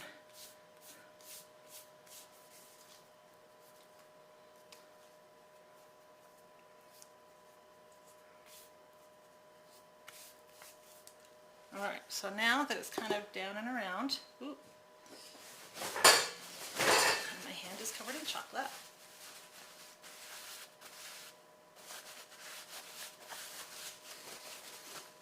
I'm going to put this on top of my salt shaker. And yes, that's a real trick, to grab this with your mouth. And in my fondant smoothers. And what we're trying to do now is just really bring it in to that shape that we're looking for. All right, so here's a little ripple. I'm gonna flatten it back out and then rub it smooth, right? Flatten it back out and rub it smooth. And keep going all the way around doing that.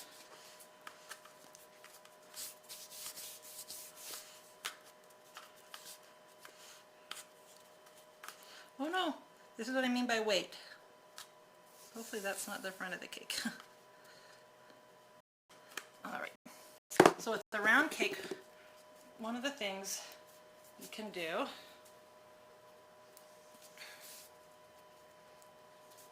is, let's see, sorry, I try to work my cameras and hold my cake at the same time. So I'm bringing this up to the bottom and I'm working my way around. I'm going to get some handprints in my cake doing this, but as long as your fondant's not super dry, you should be able to work that out.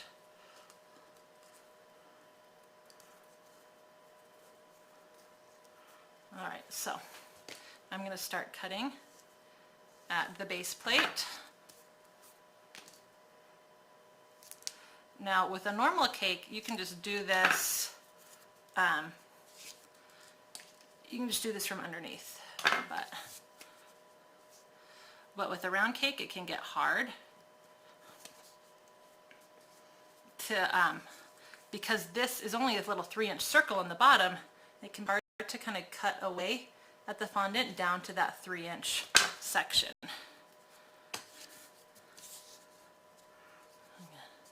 If it's a really big ball cake, you can't really do this. You just kind of gotta cut from the bottom. Oh my word. The fondant is definitely drier than it usually is. So lucky us from the mistake that I made.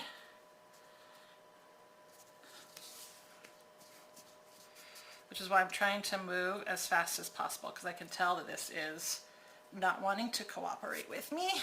It's drying out really fast. But it's still going to be okay. I have ways of making this work.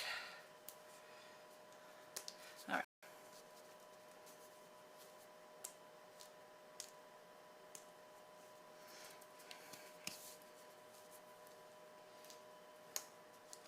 Alright, I'm going to come back to my salt. Flip this back over. You can see some of my little fingerprint handprints. Okay, make sure you don't have any chocolate anywhere. And now we're looking for those ridges that we carved. They should be fairly obvious from the top. And then you just go straight down, because we know they're straight. We know that we put them straight down. So just work your way around.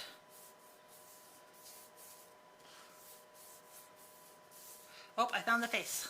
As I was pressing on these ridges, I can feel the smile. So I know the face and the eyes are here. I can feel them.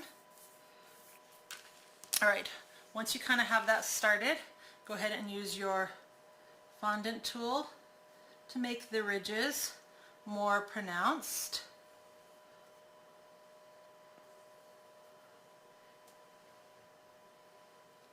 And just do that all over your cake. A little bit more soft when you're near the face.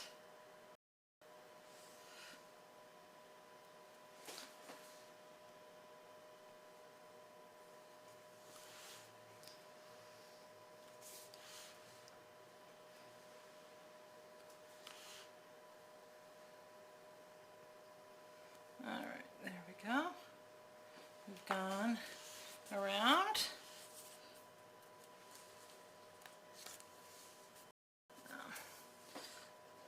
Lovely. One of the big cracks is right on the front near the face. So I'm taking some shortening on my fingers and I'm trying to rub that crack and that dried fondant area. And I'm trying to get it just a little bit smoother.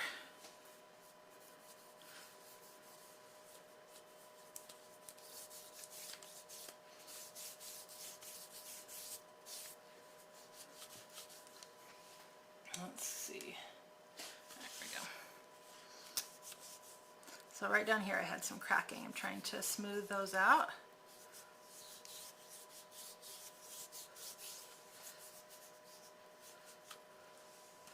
And over here as well. See, you can see that. Alright, so the shortening kind of helps smooth that back together.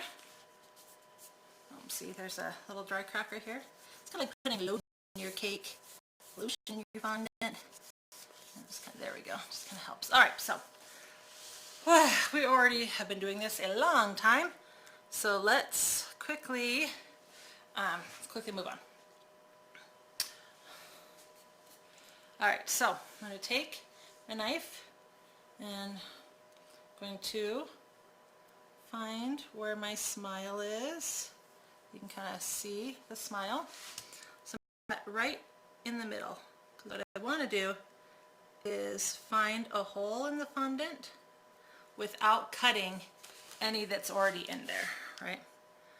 And I don't want to make a cut in that yellow fondant. So, oh yeah, I can see some. So now I'm kind of looking for top of the smile.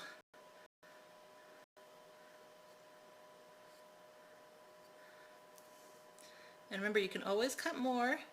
You don't try to have to get it right on the first time. So just kind of start cutting away little by little, pulling it away so you can see as you go. Now the smile should extend all the way over to this next ridge. So I'm just going to keep cutting away. Alright, looks like I've kind of heard the edge of my smile. Okay, I'm going to go back down the other side.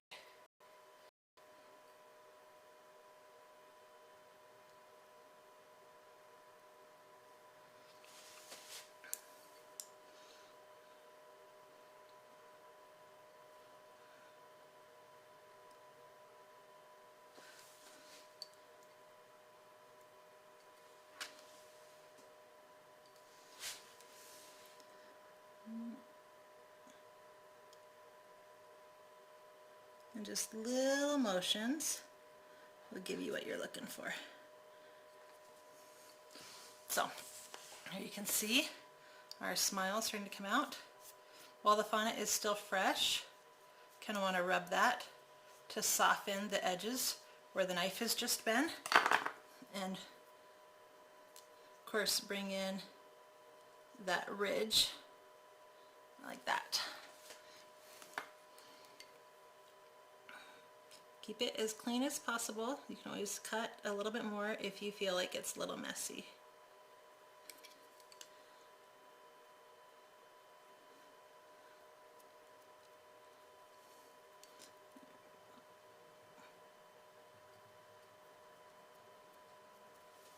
Alright, and then you just keep going throughout the whole face. Oh my word, you guys, whew! I thought this would be faster than it is. We are at 1.5 hours. So I'm going to quickly work on the smile, and then I'm going to put the ears in, and we're going to talk about the leaves. We probably will not bother with the eyes and nose portion of this, just because I think you get the idea, and there's already a finished cake with pictures on my site that you can check out for the final shot.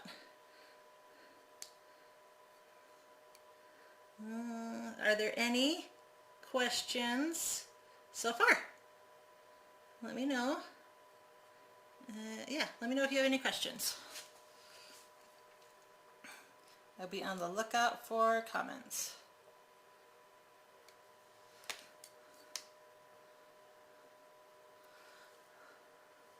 This is looking so cute. Thank you so much. So I have had people ask why they can't cover the cake with the orange and then go in and do the face. There's a couple reasons that I don't advise that. Let's see.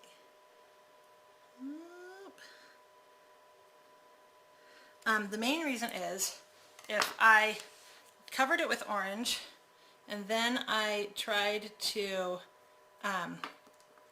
cut away the face, then you wouldn't get this nice thick orange outside like rind to the face, right? Because I'm cutting the orange now, the orange stays on the outside and it gives us kind of that orange rind look and effect with yellow on the inside, but it keeps the orange, all the details of the orange along the face. Where if I cut this and then I added the yellow inside, you wouldn't have that same effect. Does that make sense? So that is why I recommend doing it this way. Okay. So I'm going to clean up all this so we can kind of get a look at the end result-ish. Let's see.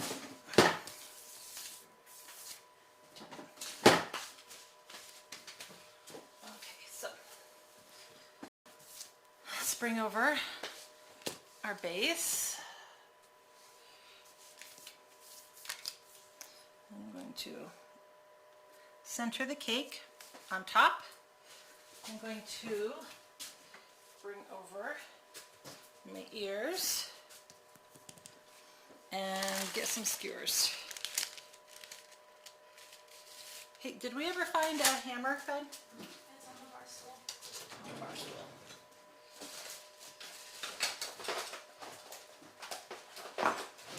Doggone. Okay. Let's get a little lower here so you guys can see this a little bit better.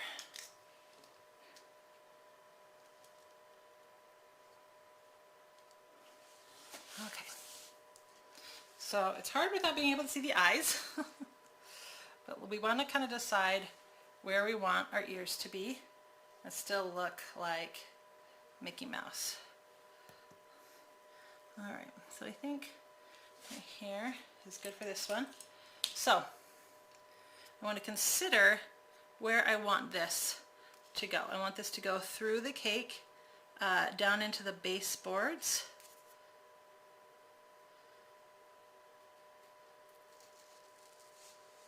So I should be able to slide that. Now I hit the board. I'm going to take a hammer and just hammer that through.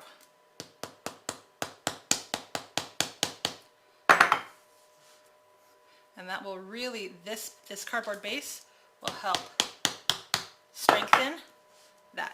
All right, so same thing on this side.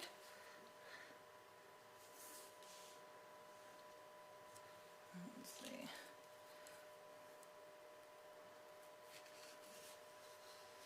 What you want to make sure that you don't do is angle it so far that it like comes out this side. You want it to stay completely in the cake. All right, so both of those are in.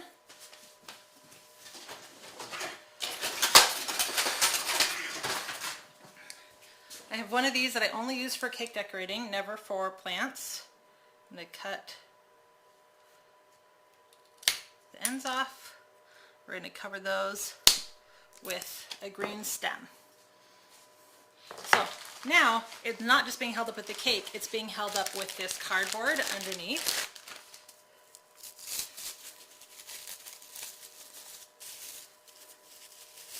Okay, so I have some green fondant here.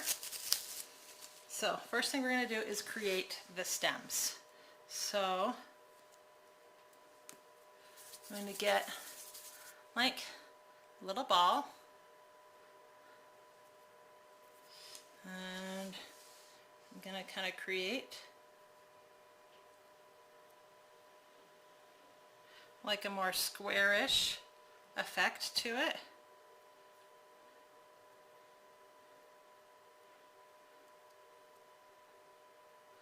There we go.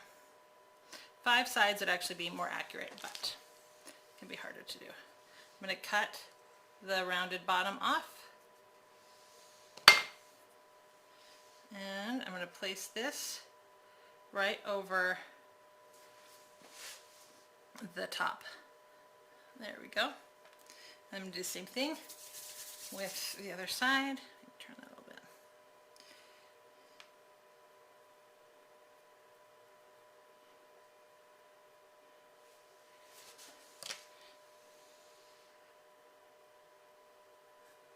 Cut the base off.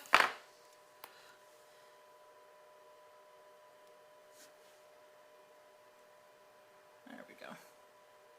Now to make these look more realistic on the ends, what you want to do is take a pile of toothpicks, like a little handful of toothpicks, flatten them on the ground so they're all same level, and you just stick them in the base like this.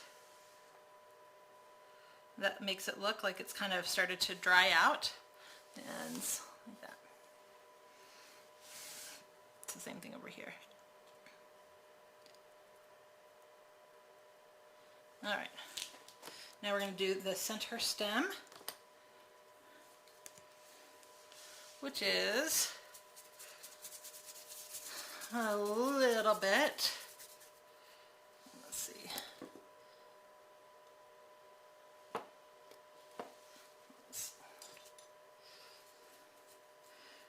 where can you get the baking pans for the cake? If you click over to the blog, Margaret, I have links. I like the Fat Daddy-O pans, and you can get them on Amazon. Alright, so I'm using 3 fingers from this hand, 2 fingers from this hand, trying to get 5 sides, because that's more realistic. Everything in nature tends to be odd numbers.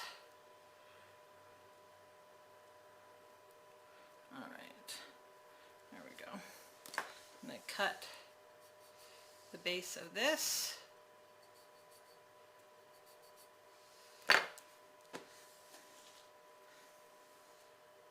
Stick a toothpick right here and stick that right on top.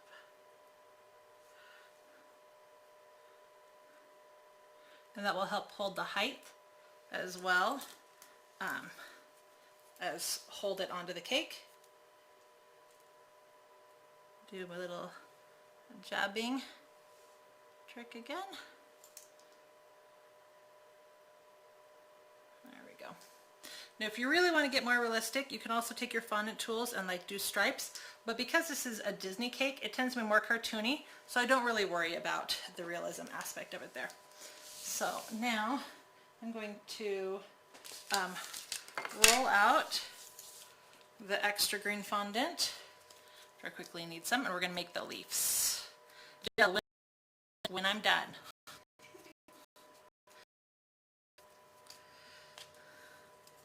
Jill, we're going out to sushi tonight if you want to come. You can meet fed. My assistant showed up to work today, even though she was at the doctor's yesterday and she's not feeling great and she can barely see, but she didn't want to leave me high and dry knowing I had to work on this cake. So she showed up anyway. So we are going to celebrate her not having an even worse eye infection and go out.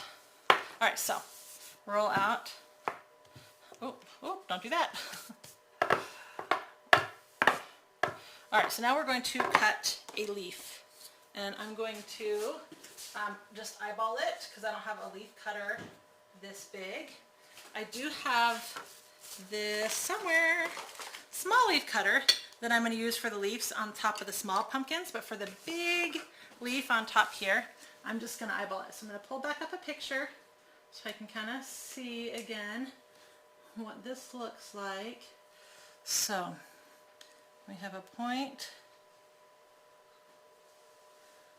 And look up, trying to find a picture from another angle.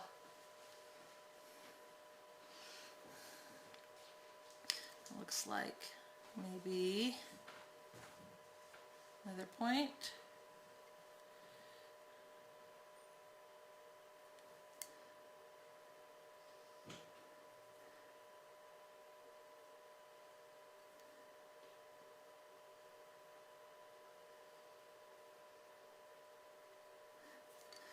I'm going to use the fondant tool to create leaf lines. You can, if you press this at more of an angle, you'll get a stronger line, right? So the more you lay it, the softer your line will be.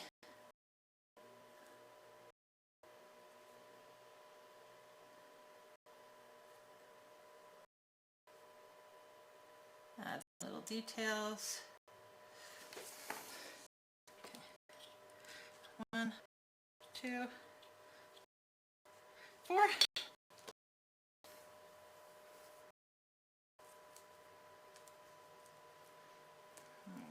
Come on, where's the last one?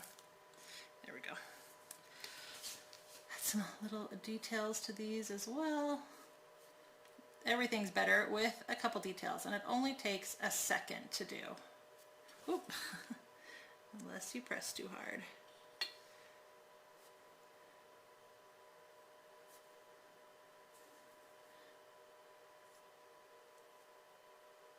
There we go. All right. Now I'm going to grab some paper towels. I'm going to pull this up like this and roll this one up like this. Maybe cut it in half again. There we go, like that. I'm going to brush on a little fondant glue. Let's see. Okay.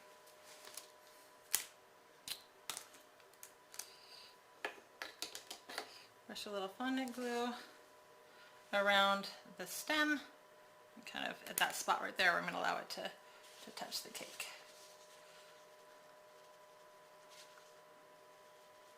I'm going to bring this stem down, or the leaf down around the stem.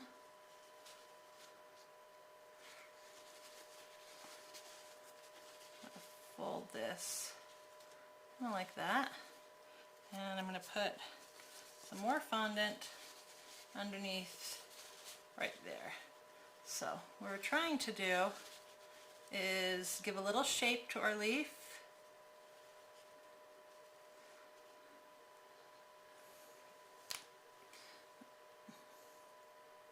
But also give it a little height. There we go. See, I'm going to cut this in half again. I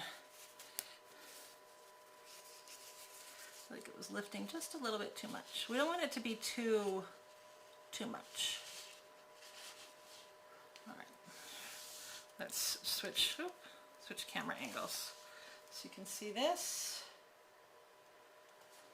All right, so like that right now, that's a little bit too much. So I want this to be lifted. I want it to stick on the cake right here though, because it needs to be able to stick someplace, right? That's what's going to help hold it. So I'm going to lift up this side to give a little height over here. We're going to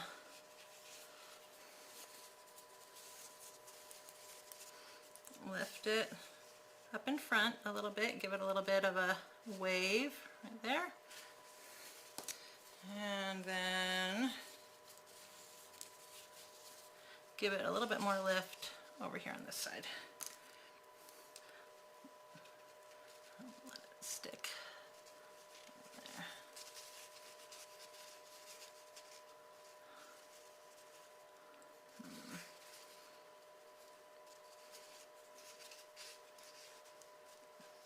Alright, I just kind of want it to have a little bit of a wave to it. And then we're going to let it dry. and then we'll be able to pull that tissue paper away probably in about an hour, and then we will have that. So same thing on each side, little fondant glue, and add our leaves over here.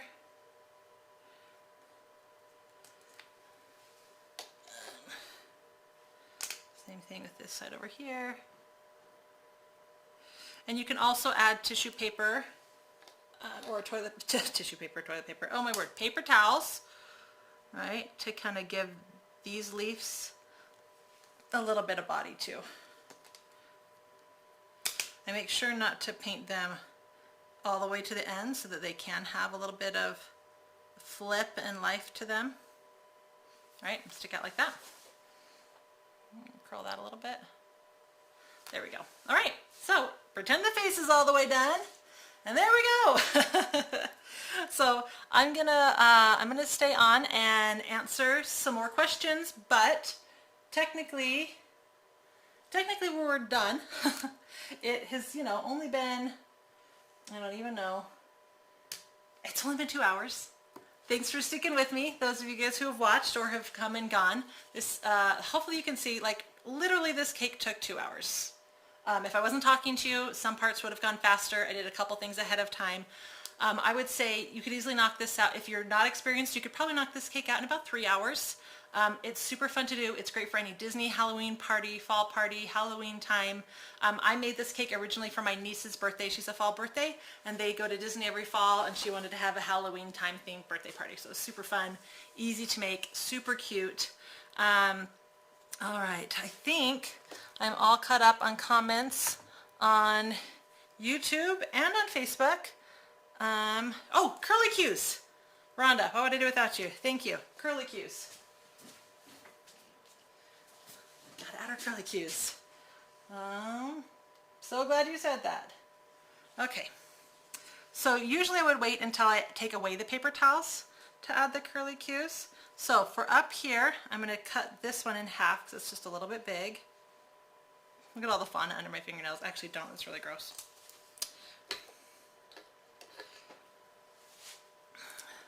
So you kind of got to decide where you want it, and then paint the bottom of the curly cue.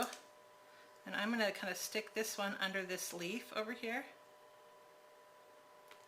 And I'm going to use this fondant tool to kind of hold it into place for a second. That fondant glue kind of gets tacky because it's alcohol as it evaporates. There we go. It should only take a couple seconds of holding it into place for it to be able to stick. So let's pick where we want this one on this side. Maybe going that direction. That looks good. So again, paint the bottom. You can even let it get a little tacky before you try to attach it. I'm going to lift that leaf a little bit. Use the bottom of my brush to hold it into place. It shouldn't, you don't want to push too hard because you could break the curly cue. But anyway, and then for this one,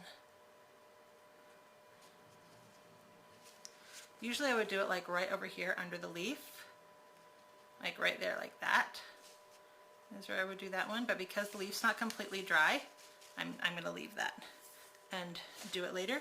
And then I would probably do another smaller one over here going the other direction so you can kind of see it from the back. Does that make sense? Curly cues! Thank you so much, Rhonda, for reminding me. Okay, now we're done. I'm going to continue cutting out the face. I'm going to do the nose because that should not take very long at all. I will be here to answer questions for another second or two. If there are no questions, I will turn this off and finish. But yes, of course, the pictures of the final cake from the first time I made it are on the blog.